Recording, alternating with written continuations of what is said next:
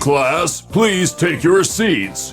Now, your instructor, Vincent Finelli.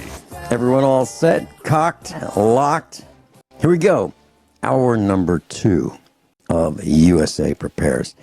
And this hour, we're going to be talking about starting your own business and extreme tax deductions, part 3. Marty Barrett's with us. Marty Barrett is a college instructor in the hard sciences. She's a USA Prepares instructor, and she's been teaching the hard sciences for decades, a couple decades. And we've been talking the 2 previous Fridays about starting your own business and taking the same tax deductions that the wealthy take. And Marty is considering starting her business as a tutor, helping those who need a little more assistance learning the hard subject matter, the hard sciences, at the college and university level.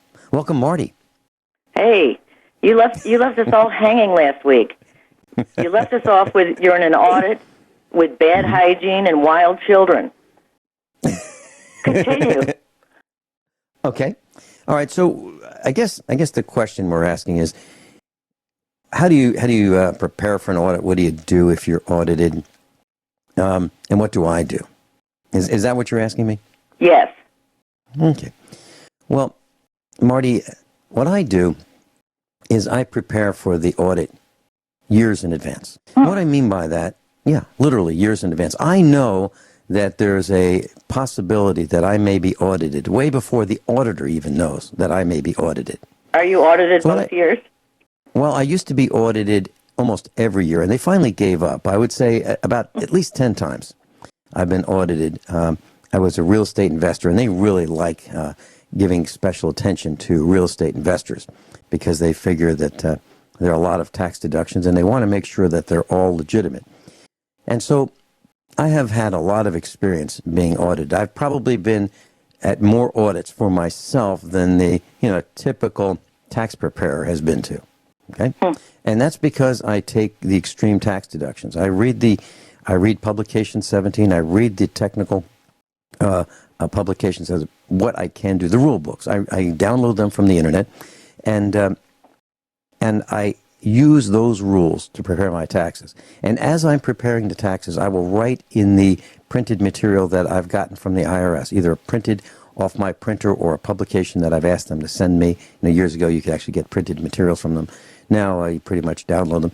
So I'll print them, and I write in the margins why I took a deduction, what went into the thought process of taking that specific deduction. So I am prepared years in advance. I know that I'm going to be asked questions, or I think I'm going to be asked questions by the IRS. So I'm ready for it years in advance. So it's not a surprise. I don't worry about it. It's not something that I, send in my 1040 and the associated documents. I don't worry about that for years, saying, boy, I hope I don't get audited. I hope I don't get audited. I don't really care. If I get audited, it's a lot of fun. You really can't have that much fun for free in most circumstances. And you're going to give us a summary of what you've learned from the publication 17 so we don't have to read it, right? No, I really want the class to download it and read it, but I'll talk about it. And the reason is I can't imagine going to prepare my own taxes without having it in front of me, okay, and without reading it. All right, so what I can tell you is that it's the condensed rule book. It tells you what you can deduct. For example, business use of your home. There are certain deductions that you can take that will reduce your tax liability. For example, let's talk about this. Let's say a person has a 7-room home. It could be a 10-room home. It could be a 3-room home. It doesn't matter. However many rooms you have, we'll use that in this the arithmetic that follows. So if you have a 7-room home and you have a business in your home and you dedicate one of those 7 rooms to your business, you can then deduct the expenses that go along with your home. So for example, let me ask you, what expenses do you have in your home that that you would like to be able to deduct? Let's talk about, can you deduct them? Painting the house. Okay. Roofing. You're talking about all right. Let's exterior talk about that. painting. Okay. Let's talk about that. So you're going to be setting up your tutoring business. Now, if you lived in a house that did not appear well, did not have good curb appeal, that would impact your business, wouldn't it? Sure. Okay, so a person pulling up, if they travel over to your house for tutoring lessons, if they see a building that's run down, your home is run down, they might just drive off. Okay, they might say, well, I'm not going to go there. So you need to have your business appear as good as it can be. So if you wanted to paint it, change the color, for example, to make it more attractive, or maintenance, you can deduct the cost of that. And how much? 1/7. So if you buy paint at the store, and you buy paintbrushes and drop cloths, and you paint it yourself, or you and your husband and your family paint it, then the cost of those materials are deductible. If you hire some students to apply that paint, that cost is also deductible. So not only the cost of the paint, but the labor. And you would take 1/7 of that. Okay. Now you mentioned a roof. Now, if your roof, I don't know anybody who says, you know what, to their spouse, why don't we change the color of the roof? I don't know anybody who does that. But what people do, what they do is they say, you know, look at the ceiling. There's a little mark up there. I think the roof's leaking. And then they might repair the roof or re-roof to prevent, further damage. Now, if that's the case, then deduct 1/7 of the cost of the roof repair. Now we're talking about serious deductions, right? Now, let's say, all right, do you have any other thoughts about repairs? Is there a point at which there's a number that's too high that would draw their attention? I can't think of one. However, let's say you were to invite a whole bunch of students to an event where you were going to talk about this tutoring service you have, and it cost you $15,000 for this event. That would be too high. I would say that'd be really hard to defend. Okay, so if you took your students on a cruise, that'd be pretty hard to defend. But if you invited them over for a picnic, okay, in the backyard, and you said, look, I'd like to talk to my students. I'd like to have you come on over, and we're going to have hamburgers and so forth in the backyard, and love to see you. And you use that as a marketing tool, and you say, we do this tutoring service here. Here's how it works, and you invite their parents to come on over and meet you and that kind of thing, because you're teaching college. I would think that you could use the cost of the hamburgers and the rolls and the propane, those kinds of things. I would say that would be a marketing expense. Okay. And does this apply to things like hot water heaters and furnaces and air conditioning? Okay. Well, do you live in an area that it would be uncomfortable? I don't want you to tell us exactly where you live, but do you live in an area that would be uncomfortable for you to have a tutoring class going on in the summer without air conditioning? Yes. Okay. Well, then it's required. So if you have an air conditioning repair, then I would say deduct 1/7 of that. Now, let's say you have that room. Now, you've dedicated this room. You've picked out this room, and it might be the third bedroom down the hall. It might be the second bedroom down the hall. But that is your tutoring classroom, okay? Or it could be your living room, if you dedicate your entire living room to this classroom. So you pick the room, and it would be 1/7 of a seven-room house. Now, what if I pick a big room? Could you do it on square footage instead of room count? Sure. Here's the logic that I would apply. Now, not everybody's going to agree with this. Let's say this one room is the largest square footage room in the house. Then I would take the square footage percentage of that room compared to the house, because that would give me a bigger deduction. It might be bigger than 1/7. It might be whichever 1/5. one is to my advantage. Sure. That's how I would read it. Okay? Or if it's the smallest room, I would just say, well, how many rooms do I have? I've got 7. It's the smallest room, but that's okay. We'll just take 1/7. If it's the biggest room, we'd go by square footage percentage. At least that's how I would apply the logic there. Now, let's go back to that one room. Let's say you don't have air conditioning. Let's say you live in an area where air conditioning is used sometimes, but you're one of those that says, you know what, I can tough it out, but not in the classroom. So you go buy a window unit, a window air conditioning unit, and you stick it in the window.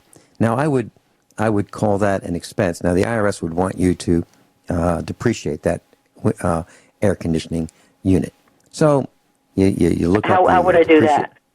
Okay. Well, they have a schedule for appliances and things that you would buy, and I believe that it'd be either 5 or 7 years for a window unit. So you would take the cost of that window unit and you would spread that as a deduction over 7 years or 5 years, depending on what the latest IRS rules are. And it changes, year after year after year. So you got to read the current rules. Now the problem is that you can't. The IRS rules are released in January for the year prior. So we get the rules for 2016 in January of 2017.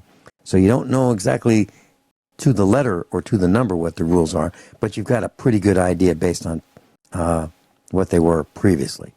Do they change significantly? Oh, they change. They change every year, and the reason they change every year is because Congress continues to take bribes, and they favor certain behaviors. So, for example, if they take bribes for solar companies, Congress may say, okay, let's give some tax advantages to people who install solar panels. Okay, or they may say, nah, it's not working, or we didn't get enough bribes, and so we're not going to do solar panel tax favoring this year or next year. So it all depends on, and I'm being very, very serious when I say bribes. I believe these people are bribed, and they keep changing the tax rules. Now, also, they call it lobbying. They also have been lobbied. Congress has been lobbied by companies like H&R Block and Intuit, the TurboTax people. And those two companies want taxes to be kept very complicated, so we give up before we start. So you've got to read, download Publication 17, and you've got to use it as your rule book. And once you read it, you'll find out that you can read between the lines and make your interpretations kind of like what I do. We'll be right back. Marty Barrett's with us, and we're talking about extreme tax deductions, starting your own business and taking the same deductions the wealthy take. This is part 3 in the series. Marty, you asked me about the audit. Now, I mentioned that I prepare for the audit while I'm preparing my taxes. So I have in my mind the answers to the questions that I might be asked. Now, what I do is I print the documents, and I write my notes in the margins, and I have all my receipts. And when I go, how do you keep track of your receipts? Well, how do you organize them? Okay, I keep them in a folder. There are farm receipts or USA Prepares receipts. And when I buy something, I write on the receipt what it is. I write in pencil. So, for example, if it's motor oil, I'll write farm tractor oil.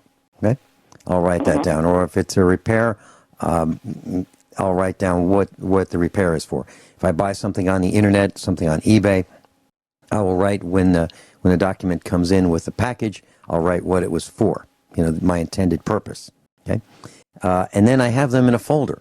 So when I'm audited, the auditor will say, "Okay, Mr. Finelli," and I bring my family and the children, and we're all there. As a matter of fact, if it happens again, I'll bring my neighbors if they want to come, and I'll teach them that this is an educational experience, and this is going to be a tax deduction. So dinner is 100%, or lunch is 100% as an expense because it's an educational experience, including mileage at 54 cents back and forth. If I decide that I'm going to dress up for the audit, that's going to be deduction too. And I'll tell the auditor, I bought this new outfit. I wanted to be presentable for the audit. I'll tell him right up. I'll tell him that I wanted to look good for him, and I bought this, and it's another deduction. Okay, I will do that. Now, I plan on spending the whole day with the auditor. Now, he does not want to spend the whole day with me, or she doesn't, because they are on a productivity thing where, time is money, and they are measured on how much money they bring in. So I have all day, and he doesn't. So it takes me forever to find things. When he says, can you prove this? Can you prove that this is a legitimate deduction? I'll say, yeah, I've got that right here. It's in the folder. Give me a minute. I will find it. And the more I get pressured, the more stress that they try to apply, the longer it takes me. So then they learn pretty quickly to apply less pressure because it goes better with less pressure. And so I turn it on them. And while they're asking me questions, I'm asking them questions. I ask them to show me. Such as? Well, okay, that's not allowed, Mr. Finelli. Really, can you? I really would like to see that. Can you show me where it says that? I'm sure you have that written somewhere. I'm sure you have the tax code that says that. Let's go through that. I'd like everybody, guys. Harry here is going to show us how the tax code works. Well, we're ready. Yeah, please tell us all about that. Okay. So I will ask him to prove in a very nice way exactly how this works. And so now he's teaching a class, which is making matters worse for him, because not only does he have to wait for me to find my receipts, which I have all of them, and I can prove every deduction I've taken and why. Now he has to prove to me why he doesn't think that that's legitimate. And he can't, because I've read the rules. I know the answers to the questions before I ask them. Otherwise, I won't ask them. And you're not intimidated by their process? Absolutely not. Why would I? What can he possibly do to me? Is he going to put me in jail? I don't think so. I really don't think so. And then, we'll even take a class picture. Are you going to laugh at that point? Well, no. I would have a camera, and I would stand up and go ask someone at the next cubicle over or the next table over. I'd say, this is really great. Thanks so much for inviting us to be here today. Whole family loves it. Now, would you take a family picture? We're going to stand right next to Harry over here. Could you do that for us? Yeah. So I have lots of time. And they're probably still talking about you. Well, they talk about me in Jefferson City because I ran for a school board position. And I put an ad in the paper, and I said, fire the entire school board, one director at a time. Consider voting for Vincent Finelli, the only candidate who won't make your child urinate in a cup. So, yeah, they... That's your platform. Well, sort of. Now, you mentioned the hot water heater. Now, let me just address that for just a couple seconds. Okay, so if your hot water heat, they say it's a 27.5-year depreciation. I'm not willing to do that. So what I would do is I would say, what's reasonable? Well, if you go buy a hot water heater and it has a 3-year warranty and it costs $600 to have that installed, the heater and the installation, I'd say, well, I'd take a picture of it and it says it's a 3-year hot water heater, $600 with labor, $200 a year. Okay? Or if it's a 5-year hot water heater, $750 installed, I would deduct $150 per year. I'd appreciate it that way. And I'd say, well, here's a picture of it. Now, how long does your hot water heater last, Harry? Marty Barrett, when we did the first broadcast, we were wondering, would we have enough material to do this? Now I'm wondering, I don't think we're going to make it through it with the third part. We might have to do 4 I got or lots 5, of questions. I'm so glad. So consider your schedule, and will you have enough time to do part 4 or 5 if we need to? Yeah, next question, please. Have you ever been caught off guard during an audit? No. And I can say that Why definitively. All right. Well, we talked about how I prepare our taxes. So I know going in to filling out the documents what the rules are. I've read the rules. I've committed them to memory. And those that I can't remember, I can refer to as I prepare the taxes. So I might have to look at some tables, and I might not remember 54 cents because it was 56.5 cents previous year. So I might have to refer to that. Other than that, I've read the rules. I know what they are. I've written them down. And I'm not caught off guard because I prepared a year or 2 or 3 in advance. All I have to do is pull out the folder that has the tax filing in it. I know what I've done. I know why I've done it because it says in the notes and the margins. I know what the rules are. I can refresh my memory.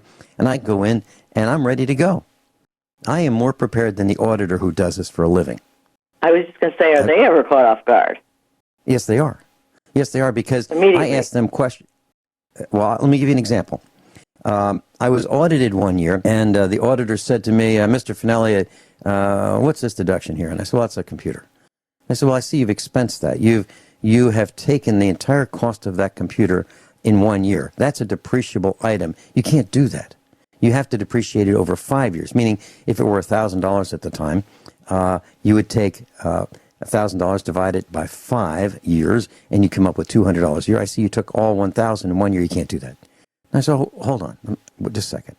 And I pulled out the notes, and I said, and I turned the page sideways, and I said, I've got here, publication 17. This is publication 17, isn't it? I'd show him that, and he'd go, yeah, that's what it says on that. Yeah, okay, that's our publication. Okay, good. So, well, here's what it says. It says you can depreciate an income-producing asset over its economic useful life. Now, being in the computer business, this is my prototype. This is the one I made to see if I like it. And if I like it, I'll make more of them. But, computers change every 6 months. So what I've done, instead of half a year, I've given it a whole year of life, and so I've taken it in 1 year. And he said, "Wow, no one's ever said that before." So that deduction was approved. So I read their rules and I interpret them to my advantage. So I had all the answers. I had all those answers when I was filling out the tax return years prior. So, but you don't find the answers quickly. No, I read and reread and reread, and no, I mean during the audit, do you take your time finding the stuff? Absolutely. I want to make sure that I comply with his requests or her requests, and sometimes it takes me a long time. I've got lots of time. I've got all day. They don't. They're in a hurry. I'm not. Now, are they in a hurry because are they getting kickbacks on the money they get? I can't prove this, but I believe that they get rewarded, based on production. I think they have meetings in the conference room, and they say, "Listen, great week last week." They might meet on Monday. Great week we had last week. Harry, you did a great job. Unbelievable how well you did. We prevailed on X number of audits. Harry, what a shining example of what we all aspire to be like in this office. Okay, he may get that. He may win the lunch. He may win a bonus. And I've learned that IRS auditors get bonuses based on productivity. Wow. Yeah. So are they your friend? No, absolutely not. They are asking you to prove what you have signed that you attest is true on your tax return. You say this is true to the best of my knowledge. That's what you're saying when you sign that. And now, do you think they have you on a basically do not fly audit list? Am I on one? Do something, they're ready? No. Not that smart, huh? Well, I don't think they're quite that sophisticated yet. And how would, flying tied to, and I know what you're saying. You're saying, am I on a list? Yeah, I'm on a list. There's no question about that. I'm probably on many lists, but it's not because of, it's not because of flying. It's because of what I say. Okay. The things that I talk about, that puts me on lists. So I'm sure that there are plenty of people in the government saying, geez, I didn't know we could take those deductions. I mean, I'm sure they're learning the same thing that other members of our class are learning. Interesting. And am I afraid? Absolutely not. Absolutely not. Let me give you an example. I am sitting behind a microphone at a desk, and I bought another microphone. Now, if I'm audited and they say, Mr. Finelli, I see you bought 2 microphones. I'll say, yeah. How do you justify having 2 microphones? You only need 1. I would say to that auditor, did you drive here? And he'd probably say, yeah. And I say, okay, do you have another set of car keys besides the one that you used to get here? Do you have another set maybe at home? And why is that? In case you lose the first set? In case the first one gets broken? I mean, first one wears out? Why do you have 2? Well, the reason I have 2 is because in case something happens, I need that second microphone as a backup, okay, as a spare. Yeah. That's part of what I do. And by the way, it's my business. It's my decision. And that's the decision that I made. And you said before that you could make mistakes in your decisions. Absolutely. Absolutely. And I may say, you know what? That's a really good point you made. Well, so far I haven't had to use it, but I have it. And okay, that was a mistake. But it was a preparedness mistake. But I would submit to him that it's not a mistake. I would say, do you have insurance? Well, that's insurance to me. Mm-hmm. Okay? I got to have a spare right away. Like, for example, this week, one of my computers failed. A half hour before broadcast time. I had to get a computer up and running, and if I didn't have spare parts, it would have been very difficult. Here's another thing. They want us to depreciate a computer over its over their schedule, let's say 5 or 7 years, depending on the tax year. I may buy a computer that doesn't work. I'd call that a box of parts. And I would expense that. I'd say, well, it doesn't work. So I'm going to use that as an expense over 1 year. Then I may buy a hard drive and make it work. Now I have another expense. Now when I put it all together, I've got a working computer, but it was a box of parts at first. So I would take that as a deduction over 1 year rather than over 5 or 7 years. See, it all depends on how you interpret the rules and how you plan your purchases. Now, do they publish a lifespan for all types of equipment? They have, yes. There is a publication that has the types of equipment. For example, if you look up hot water heaters, We talked about repairing a hot water heater. Okay. Now, if you replace a hot water heater, there are some people who say, well, that should last 27 and a half years, and you should depreciate that new hot water heater over 27 and a half years. They have that on a list. I submit to you that they don't last 27 and a half years, and it's not reasonable. I would look at the warranty, and I'd say, if I get the warranty period out of a hot water heater, I'm doing okay. And I would base it on that. So I would challenge them on it. Now, I may lose, but I don't think so. Now, there's a publication that lists all kinds of different equipment. Yeah, and what you do is average lifespan that they accept? No, but they have a publication that has equipment and the depreciation years that they want you to use. And what you do is get publication 17, and that is your key. That will take you to the other publications like business use of your home and so forth. And that's what you want to read, those two publications. How many publications are there? Too many.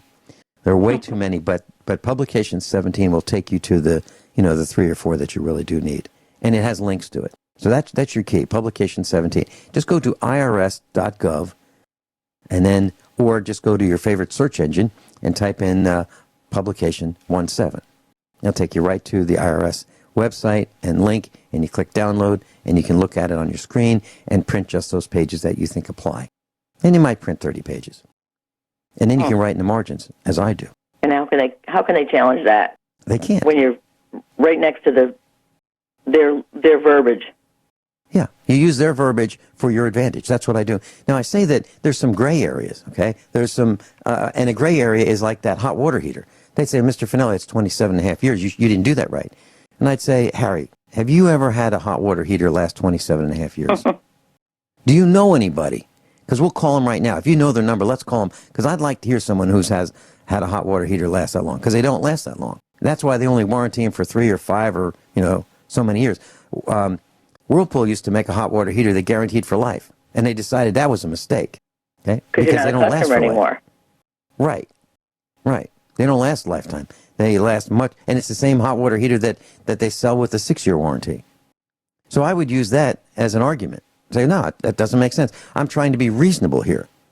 So let's be reasonable, Harry. Show me. And I'd say, show me where it says you can't do it. Show me where it says you can't.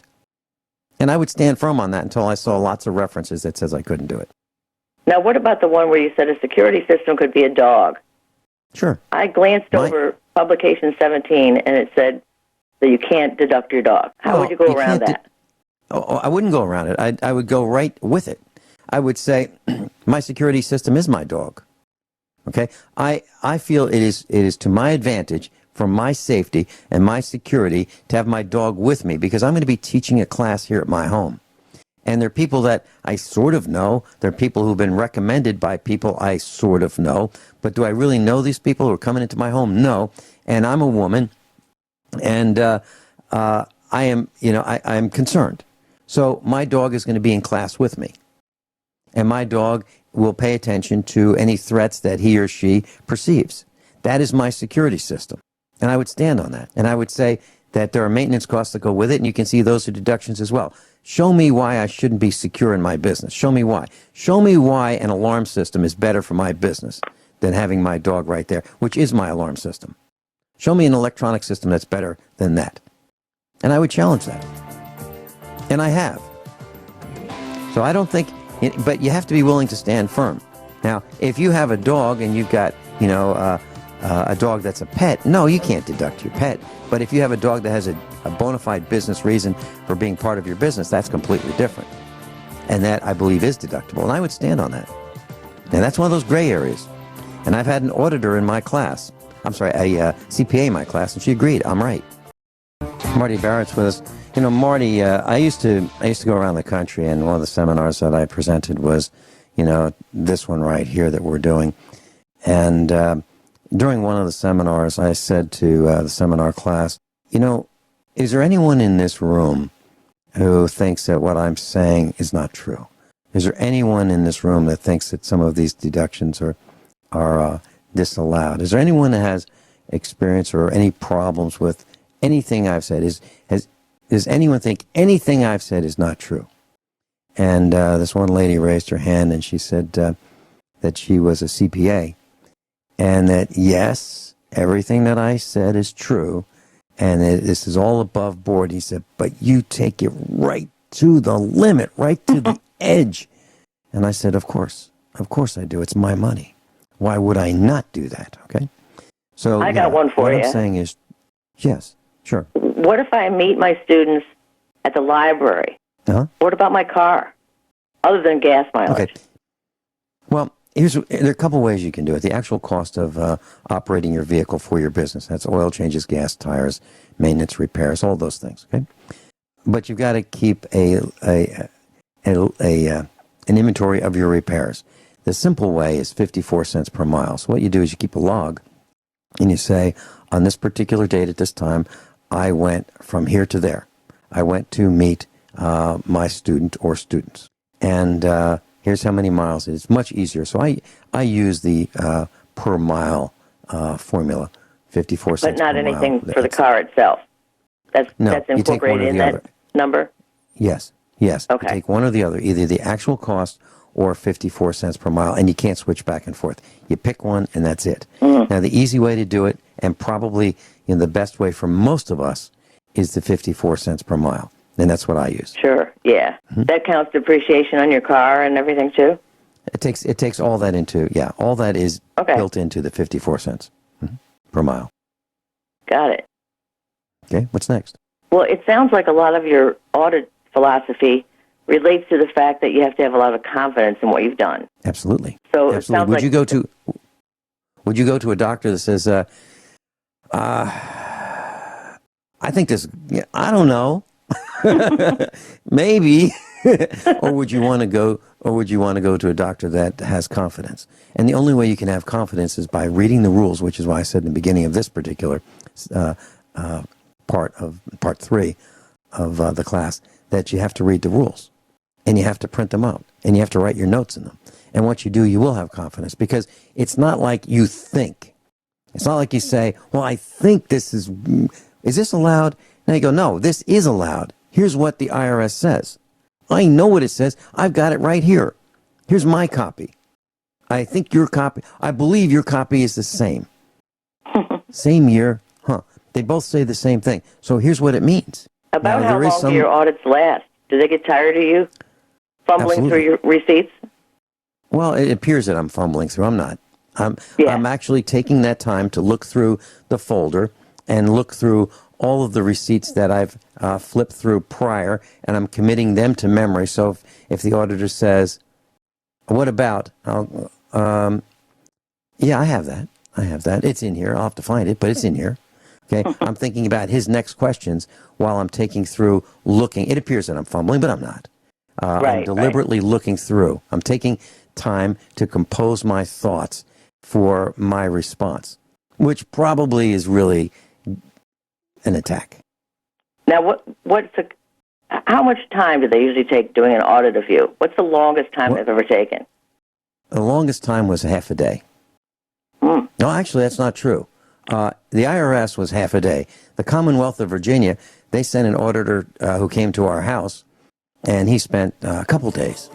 We put him up in the dining room, and he would go through. He wanted to see everything firsthand. So that was our experience with him. And when he left, he owed us money. I don't doubt it. Yeah. So Marty, what do you think? Part 4 next week, next Friday, same time, same station. Yep. Okay. Yeah. Let's talk about items that you can buy for your office, and you may have another family member that wants to start a business at home. And what if you have a couple people wanting to use the same home for multiple businesses? How does that work? So think through your questions. And by the way, did you fire your tax preparer? Not quite yet, but I'm getting close.